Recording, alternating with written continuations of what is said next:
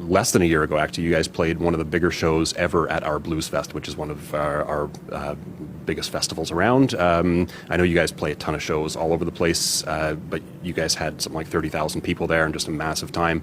Any recollections of Ottawa or that particular show about a year ago? Yeah, well, I remember the hotel we stayed at very well, and I remember it was raining a little bit.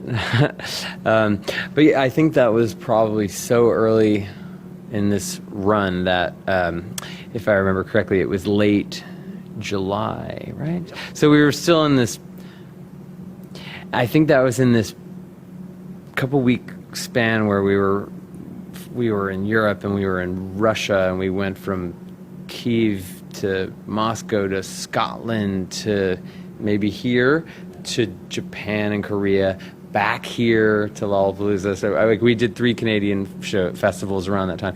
Yeah, so I mean it was all fun, and our record was new at the time, so we were still sort of balancing how many new songs to play at these festivals, where new songs aren't always the best thing to play because people en masse maybe haven't familiarized themselves yet with it, and we're just familiarizing ourselves with these new songs.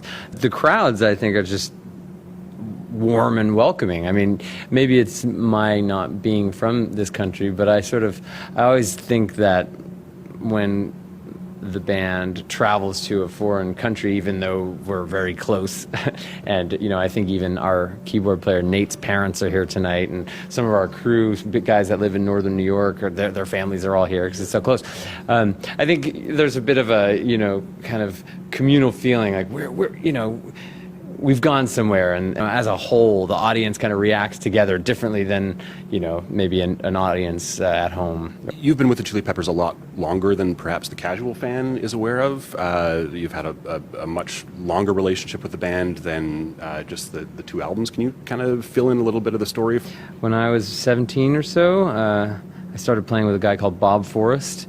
He had a contemporaneous band called Thelonious Monster in the 80s that sort of lived around the corner from these guys and was one of their closest friends, and went through the highs and lows of that period. And when he sort of got sober in the late 90s, I was kind of the kid around the corner from his girlfriend, and we started playing together. And Anthony and Flea, being a loving and supporting friend to him, we opened for the Chili Peppers back in the late 90s, 2000s. John Frusciante played a guitar solo with me on the album we made together, me and Bob.